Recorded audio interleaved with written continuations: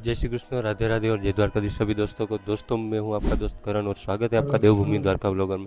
दोस्तों, अभी मैं आया हूं यहाँ पे द्वारकाधीश मंदिर और अभी मैं खड़ा हूं यहाँ पे गोमती नदी में, जो अभी खाली है। और अभी हम यहाँ के जो पंडित हैं उनसे द्वारकाधीश मंदिर के बारे में जानकारी लेंगे।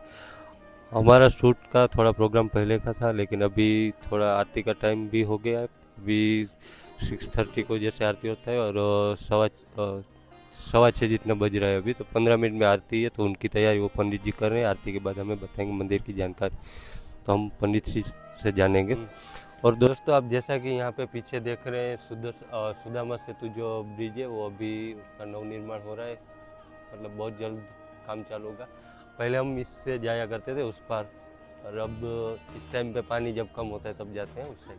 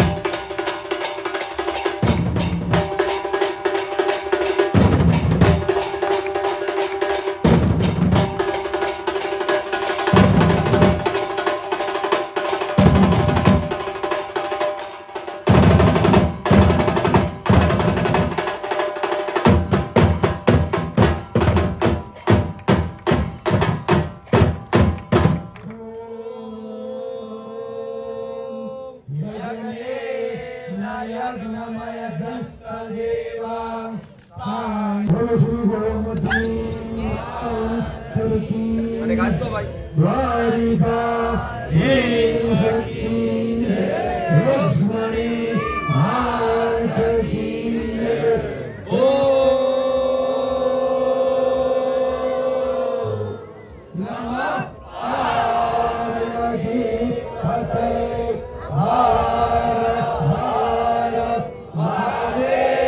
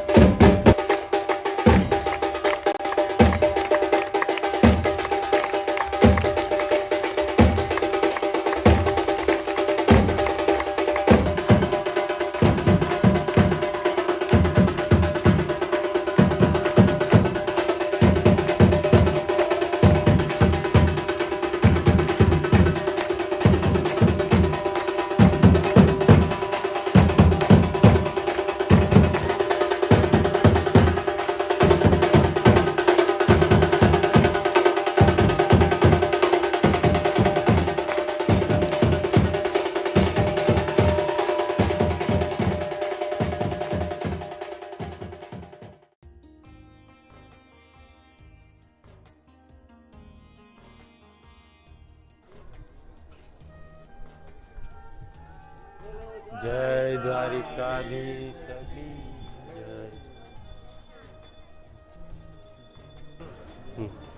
जैसा कि दोस्तों, अभी आपने गोमती आरती देखा और ध्वजा दर्शन देखा, और आज टाइम भी काफ़ी ज़्यादा हो गया, तो हम कल के दिन पर दिन में रखेंगे शूट द्वारकाधीश मंदिर के बारे में जानकारी, और जो जो मुख्य जानकारी है वो हम आपको बताएंगे वो पंडित जी के द्वारा। और दोस्तों, हमारा जो शूट था कल द्वारकाधीश मंदिर का वो पूर्ण किसी कारण से नहीं हो पाया, तो आज हम फिर से आए हैं पंडित जी के साथ। और पंडित जी द्वारकाधीश दर्शन के बारे में बताएंगे और द्वारकाधीश मंदिर के बारे में जानकारी देंगे। पहले उनका परिचय देंगे, उसके बाद द्वारकाधीश मंदिर के बारे में बताएंगे, और लास्ट में हम पंडित जी से 5 सवाल जो मेन है, जो हर श्रद्धालु के मन में रहता है, वो 5 सवाल भी पूछेंगे, 4 से 5, जो हर श्रद्धालु के मन में रहता है। तो पंडित जी उनका इंट्रोडक्शन परिचय देंगे। जय द्वारकाधीश।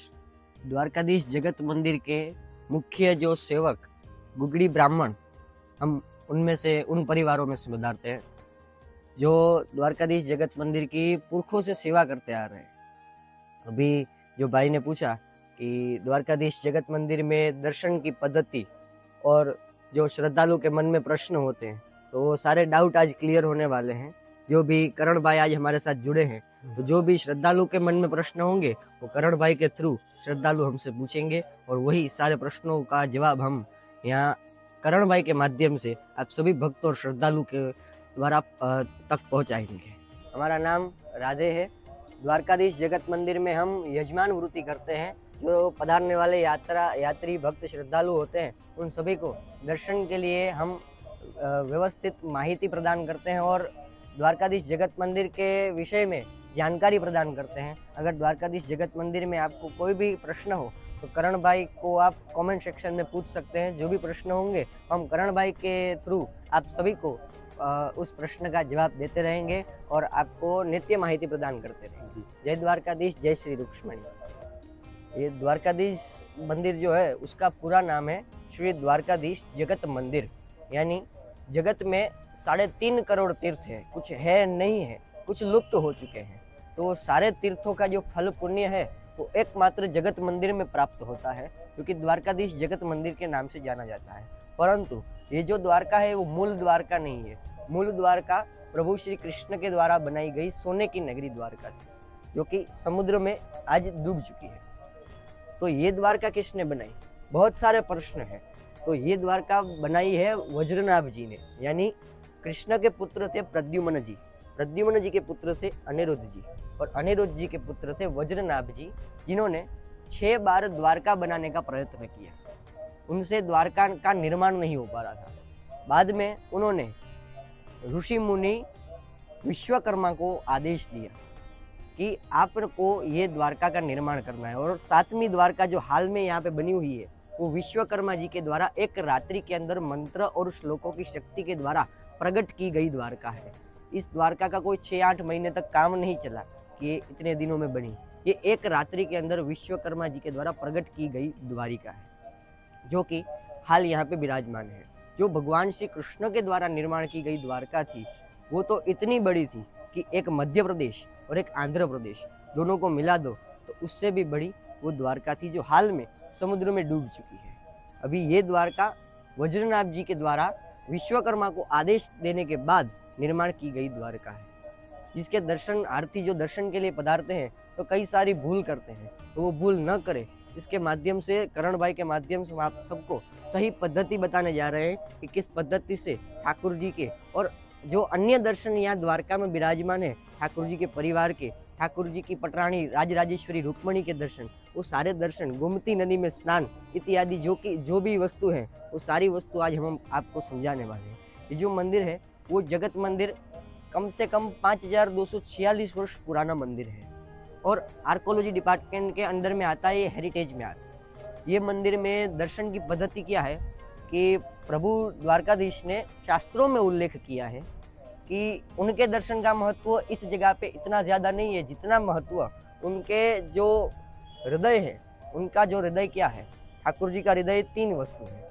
एक गौ माता, दूसरा उनकी माता देवकी, और तीसरा उनकी पटरानी, उनकी प्रियसी राजराजेश्वरी रुक्मणी जी। यानी पद्धति क्या है कि शास्त्रों में उल्लेख है कि ठाकुर जी के दर्शन से पहले अगर आप इन 3 चीज़ों का द्वारका धाम में दर्शन करते हो तो ठाकुर जी को आप दर्शन ठाकुर जी का ना करो तो भी आपको ठाकुर जी के दर्शन का फल पुण्य प्राप्त हो जाता है।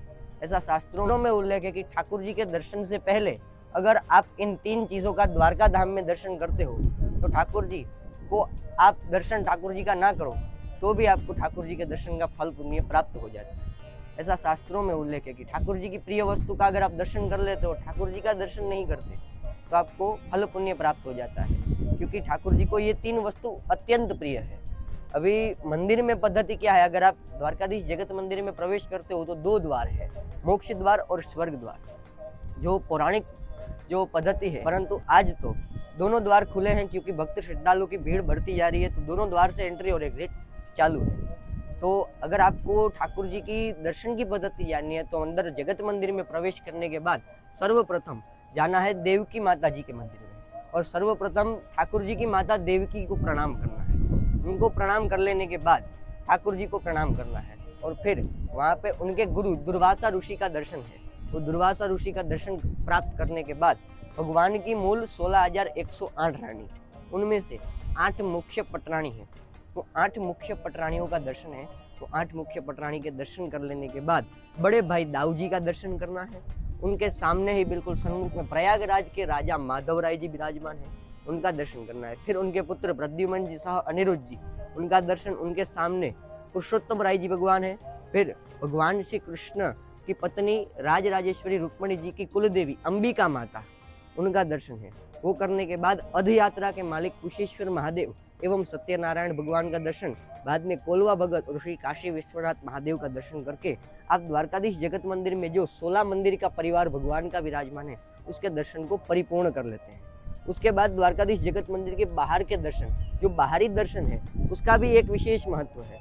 उसमें द्वारकाधीश जगत मंदिर से सबसे नजदीक है श्री शामड़िया सेठ का मंदिर, जो कि भक्त नरसिंह मेहता के भक्ति के द्वारा निर्माण किया गया मंदिर है। भक्त की लाज रखने के लिए शामड़िया सेठ प्रकट हुए थे, तो उनका दर्शन भी करने का विशेष महिमा है। फिर गोमती नदी में स्नान हो सके तो स्नान करना चाहिए, न हो सके अगर स्नान पॉसिबल ना हो तो छीटा मार्जिन अवश्य करना चाहिए। और उसके बाद उनकी पटरानी राजराजेश्वरी रुक्मणी जी का जो मंदिर है यहाँ से 2.5 किलोमीटर दूर, उनका दर्शन करना चाहिए। और फिर बेट द्वारिका में प्रभु द्वारकाधीश अपने संपूर्ण परिवार के साथ विराजमान है, तो बेट द्वारिका में उनके संपूर्ण परिवार का और बेट द्वारका में ठाकुर जी की जो मूर्ति है उसका दर्शन करना चाहिए। बेट द्वारका की जो मूर्ति है उस मूर्ति का 10,000 गुना महत्व मूल द्वारकाधीश की मूर्ति से है। क्यों? क्योंकि जो वो मूर्ति है वो रुक्मणी जी ने अपने हाथों से बनाई है। करण भाई, जो मूर्ति बेट द्वारिका में स्थापित की गई है वो रुक्मणी जी ने अपने हाथों से बनाई है। क्यों? क्योंकि जब रुक्मणी जी को श्राप मिला था दुर्वासा ऋषि के द्वारा कि आप कृष्ण और रुक्मणी दोनों अलग हो जाओगे, तो रुक्मणी जी का जो जहाँ पे मंदिर है वहाँ पे 12 वर्ष तक माता जी ने भक्ति की थी। तो भक्ति में उन्होंने एक प्रश्न कृष्ण से पूछा था कि आपके वगैरह तो मैं 12 वर्ष ले लूंगी, परंतु आपको दर्शन करना होगा मुझे आपका, तो मैं कैसे करूँ? तो भगवान कृष्ण ने उत्तर देते हुए कहा कि जिस पवित्र स्थान के ऊपर आप विराजमान हो उस स्थान की पवित्र मिट्टी से आप मेरी मूर्ति का निर्माण करो। और वो मूर्ति को रुक्मणी जी ने बेट द्वारिका में स्थापित किया। वहाँ पे शंख चक्र गदा पद्म चतुर्भुज 16 कलाएं वाली मूर्ति भगवान की रुक्मणी जी ने बनाई।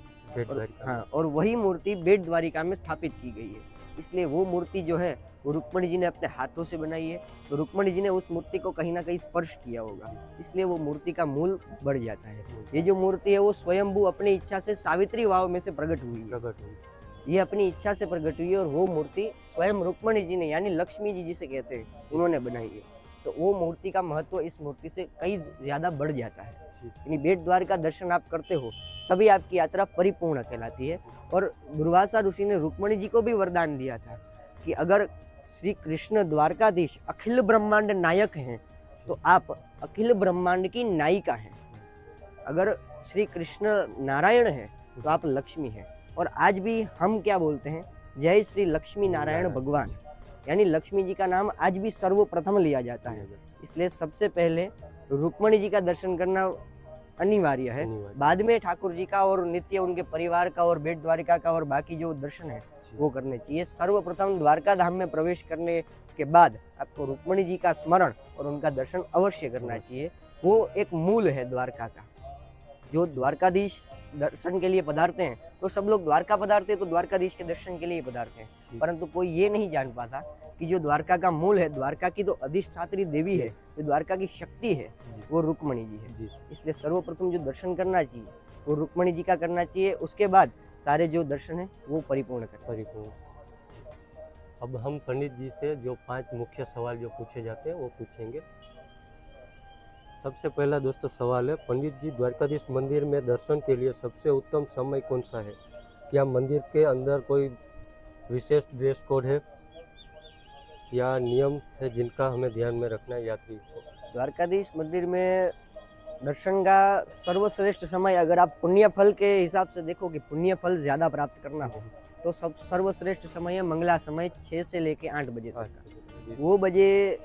वो समय में आप दर्शन करते हो तो वो समय में प्रभु द्वारकाधीश ने स्नान भी नहीं किया होता और वो गोमती नदी के किनारे होते हैं। जी। अगर आप दर्शन करते हो तो ठाकुर जी अति प्रसन्न होते हैं आपसे और आपको फल पुण्य प्रदान करते हैं। परंतु अगर आप भीड़ के हिसाब से देखते हो तो मंदिर बंद होने के समय 12 बजे, 12:30 बजे, 1 बजे तक आप दर्शन करो तो आपको कम भीड़ मिलेगी और आप आराम से शांति से दर्शन कर पाओगे। और जो ड्रेस कोड की आपने बात की, तो कोई ड्रेस कोड ऐसा नहीं है कि द्वारकाधीश मंदिर में ये पहन के जाना पड़ता है। हाँ, एक मर्यादा है कि जो छोटे कपड़े हैं वगैरह वो नहीं पहनी जाते। अगर शॉर्ट्स वगैरह हैं तो वो आप पहन के प्रवेश नहीं कर सकते। एक ऐसी छोटी सी मर्यादा है, बाकी कोई नियम वगैरह नहीं है कि यही पहन के जाना पड़ता है, यही पहन के आप कोई भी ड्रेस पहन के जा सकते हो। बस छोटे कपड़े, शॉर्ट्स वगैरह आप नहीं पहन, हाफ पैंट वगैरह अलाउड नहीं है मंदिर में, तो वो नहीं पहन सकते। अब दूसरा सवाल है, मंदिर की ध्वजा का रहस्य।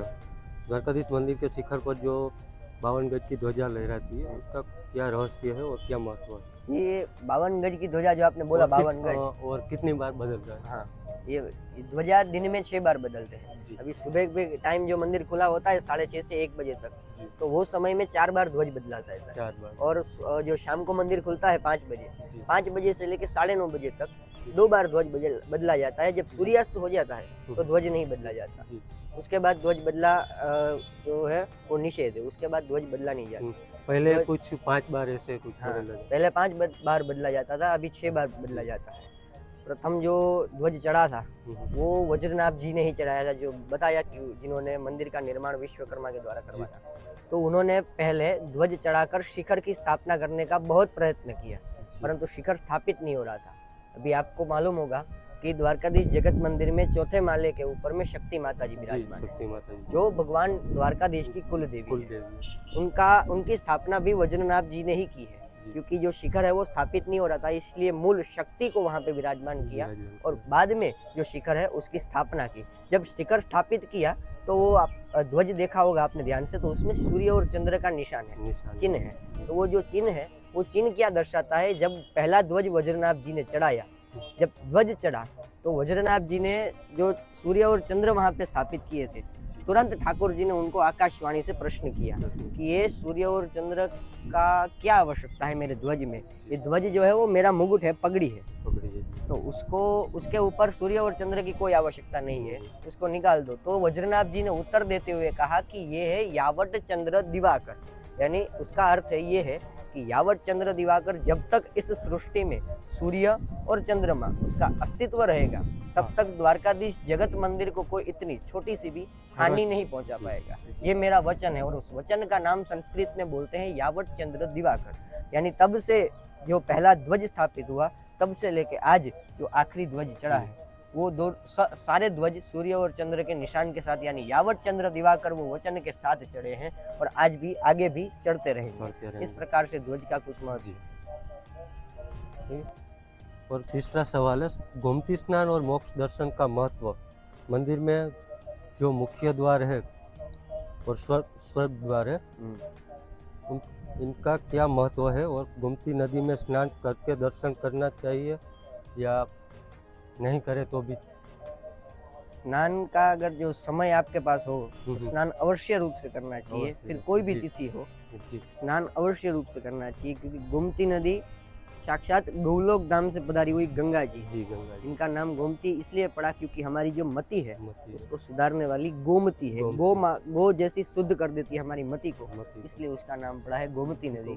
अगर गोमती नदी में स्नान करते हो और बाद में ठाकुर जी का दर्शन प्राप्त करते हो तो आपकी मति इतनी ज्यादा शुद्ध हो जाती है कि आपको ठाकुर जी और गोमती नदी के सिवा कुछ और विचार ही नहीं आता है। गोमती नदी में स्नान करने के बाद आपको कौन से द्वार से दर्शन करने चाहिए? तो जो पौराणिक कथा है उसमें कहा गया है कि सुदामा जी जब द्वारका पधारे थे तो सर्वप्रथम उन्होंने गोमती स्नान किया था, बाद में ठाकुर जी से मिले थे। तो गोमती स्नान करने के बाद सुदामा जी 56 सीढ़ी के मार्ग से ऊपर गए थे और वहां से ठाकुर जी का दर्शन प्राप्त किया था और वहां आगे से मोक्ष द्वार से बाहर निकले थे। जो 56 सीढ़ी वाला द्वार है वो है स्वर्ग द्वार, और उसके आगे वाला जो द्वार है वो है मोक्ष द्वार। स्वर्ग और मोक्ष के बीच में ही आपको द्वारकाधीश की प्राप्ति होती है, इसलिए वो स्वर्ग और मोक्ष द्वार का इस प्रकार से महत्व है। अगर आप गोमती नदी स्नान करने के बाद दर्शन करना चाहते हैं तो आपको स्वर्ग द्वार से अंदर आना चाहिए, और अगर दर्शन करने के बाद स्नान के लिए जा रहे हैं तो आपको 56 सीढ़ी उतर के ही गोमती स्नान के लिए जाना चाहिए। चौथा सवाल है, द्वारकाधीश जी का श्रृंगार भोग और ठाकुर जी का श्रृंगार हर दिन बदला जाता है, इसके पीछे क्या परंपरा है? साथ ही यात्रियों को ये भी प्रश्न रहता है, 56 भोग मुख्य प्रसाद है या अन्य कोई प्रसाद जो ये ठाकुर जी के श्रृंगार के बारे में जो है, जो श्रृंगार है वो रोज इसलिए बदला जाता है क्योंकि यहाँ पे जो ठाकुर जी विराजमान है वो राजा स्वरूप से विराजमान है। ये पूरा उनका राजपाट है। राजपाट, इसलिए ठाकुर जी को नित्य 6:30 बजे जगाया जाता है, और जगाया भी ऐसे नहीं जाता, मंगला आरती की जाती है। मंगला आरती आरती के ठाट माट में उनको जगाया जाता है और फिर 8 बजे उनको स्नान करवाया जाता है और बाद में उनका श्रृंगार होता है और फिर 11:15 बजे उनकी श्रृंगार आरती होती है। इसलिए श्रृंगार का महत्व बहुत विशेष रूप से द्वारका में है, क्योंकि द्वारकाधीश के जो श्रृंगार होते हैं वो श्रृंगार की पद्धति कोई जानता नहीं है, किस प्रकार से श्रृंगार होते हैं। और उनकी जो मूर्ति है वो चलित मूर्ति नहीं है, वो स्थापित मूर्ति है, वो वहां से हिलाई नहीं जा सकती। तो हिलाए बगैर श्रृंगार करना बहुत ही मुश्किल होता है। इस प्रकार से उनके श्रृंगार का महत्व और ज्यादा बढ़ जाता है कि मूर्ति हिल नहीं पाती, फिर भी उस मूर्ति में अलग अलग प्रकार के श्रृंगार करते, अलग अलग रूप उनको धारण करवाते हैं। अगर यमुना जी महारानी का श्रृंगार होता है, कभी कभी राधा रानी का श्रृंगार होता है, कभी कभी लक्ष्मी जी का श्रृंगार होता है, उसी प्रकार से अलग अलग रूप में वो दिखाए जाते हैं। अगर रामनवमी है तो राम जी बनाए जाते हैं, अगर शिवरात्रि है तो शिव जी बनाए जाते हैं। इस प्रकार से उनका अलग अलग रूप से श्रृंगार करने का ही महत्व है, क्योंकि द्वारकाधीश चल नहीं सकते, वहां से बाहर आ नहीं सकते, तो उनको वहीं पे विराजमान रख के अलग अलग रूप धारण करवाए जाते हैं। और दूसरा कि आपने भोग का कहा, तो 56 भोग है वो मुख्य प्रसाद नहीं है। 56 भोग अगर कोई यात्री आते हैं, कोई यजमान आते हैं, उनके द्वारा न्योछावर 56 भोग की सेवा वहाँ पे दी जाती है और वहाँ पे सेवा लगवाई जाती है, इसलिए भगवान को 56 भोग लगाया जाता है। और बाकी मुख्य जो द्वारकाधीश के प्रसाद है वो 11 बार भगवान को भोग लगते हैं दिन में। उनमें सबसे महत्वता वाला भोग अगर आपको जानना हो कौन सा है, तो सर्वप्रथम जो सबसे पहला भोग लगता है 6:30 बजे मंगला आरती में, वो है मक्खन मिश्री का। द्वारकाधीश जगत मंदिर में राधा रानी जी का मूल विग्रह है, वो राधिका जी का जो विग्रह है उनको 6 बजे मंगला आरती के पहले मक्खन और मिश्री का भोग लगाया जाता है, और वही मक्खन और मिश्री का जूठा भोग भगवान द्वारकाधीश को लगाया जाता है। और वही भोग सुबह 6:30 बजे मंगला आरती जब खत्म होती है तो जहाँ से दर्शनार्थी दर्शन करके बाहर आते हैं वहाँ पे वो भोग का बंटवारा किया जाता है। एकमात्र ऐसा भोग है जो आप खरीद नहीं सकते। 10 भोग है वो आप सेवा लिखवा के खरीद सकते हैं, परंतु एक भोग ऐसा है जिसको पाने के लिए आपको मंगला आरती अटेंड करनी पड़ती है, बाद में ही आपको वो भोग प्राप्त होता है, इसलिए वो भोग का महत्व बढ़ जाता है। 5वां और आखिरी सवाल, भेट द्वारका सुदामा की कथा। सवाल, ऐसा कहा जाता है कि द्वारिका की यात्रा तब तक पूर्ण नहीं होती जब तक भेट द्वारका ना जाए, उसका द्वारकाधीश मंदिर से क्या संबंध है? जो सुदामा जी की आपने बात अभी पहले बताया था, फिर भी कोई बात नहीं, एक बार रिपीट जो सुदामा जी की बात की आपने, वही बताया कि सुदामा जी जो पधारे थे वो मूल द्वारका सोने की द्वारका में पधारे थे। हाल जो बनी हुई द्वारका है तो वो तो विश्वकर्मा जी के द्वारा बनाई गई द्वारका है, जब यादव कुल का कोई अस्तित्व नहीं था। और भेट द्वारिका जो कि उसका महत्व इसलिए इतना ज्यादा बढ़ जाता है क्योंकि वहाँ पे द्वारका की अखिल ब्रह्मांड की जो नायिका है उनके द्वारा मूर्ति स्थापित की गई है, इसलिए भेट द्वारका की यात्रा परिपूर्ण करनी अनिवार्य है, क्योंकि वहाँ पे द्वारका की आधी यात्रा की मालकिन रुक्मणी जी ने मूर्ति की स्थापना की है। तो वो स्थान का महत्व इसलिए बहुत ज्यादा बढ़ जाता है क्योंकि वहाँ पे जो मूर्ति है उस मूर्ति के अंदर में मीराबाई खुद समा गई है। मीराबाई को अग्निदान नहीं मिला, उनका अंतिम संस्कार नहीं हुआ, उनको समाधि नहीं दी गई, उनका जो पूरा शरीर है वो उस मूर्ति के अंदर स्थापित हो गया है, अंदर समा गई है। ऐसे ही जैसे द्वारकाधीश जगत मंदिर में आरती के लिए भोग लगता है, पर्दा लगता है, तो सारी भीड़ जमा हो जाती है, उसी प्रकार से वहाँ पे भीड़ जमा थी, उस भीड़ में मीराबाई भी थी। और फिर द्वारकाधीश जो मंदिर है भेट द्वारका में, वो मूर्ति में से स्वयं में से आवाज आया कि भक्त तो बहुत देखे हैं पर मीरा जैसा कोई नहीं देखा, कि इतनी ज्यादा भक्ति की, इतनी भक्ति में लीन हो गए और एक बार भी कुछ भी नहीं मांगा, तो आज तुम मांगो, हम देना चाहते हैं। तो मीराबाई ने मांगा कि मैं कुछ नहीं मांगना चाहती, न सोना, न चांदी, न धन, न ऐश्वर्य, बस इतना चाहती हूँ कि अगर मेरी भक्ति में सच्चाई है, मेरी भक्ति में ताकत है, तो मैं आपकी मूर्ति के अंदर में समा जाऊँ। और ठाकुर जी ने कहा कि आ जाओ, तुरंत ही मीराबाई उस मूर्ति के अंदर में समा गई। इसलिए भेट द्वारका धाम का महत्व बहुत ज़्यादा बढ़ जाता है, क्योंकि वो मूल मूर्ति रुक्मणी जी ने अपने हाथों से बनाई है और मीराबाई स्वयं उस मूर्ति के अंदर में समा गई है। इसलिए बेट द्वारका करना अनिवार्य है, क्योंकि वहाँ पे उनका पूरा परिवार सत्यभामा जी, रुक्मणी जी, लक्ष्मी जी सारे दर्शन विराजमान है। और रुक्मणी रमण के नाम से ठाकुर जी वहाँ पे आज भी नित्य विराजमान है। और दोस्तों, आपका कोई भी सवाल रह गया हो द्वारकाधीश मंदिर के बारे में, बेट द्वारका या अन्य कोई जगहों के बारे में, तो कमेंट में लिख दीजिएगा। हम पंडित जी के साथ और अगला वीडियो लाएंगे, उसमें हम उनके बारे में बात करेंगे।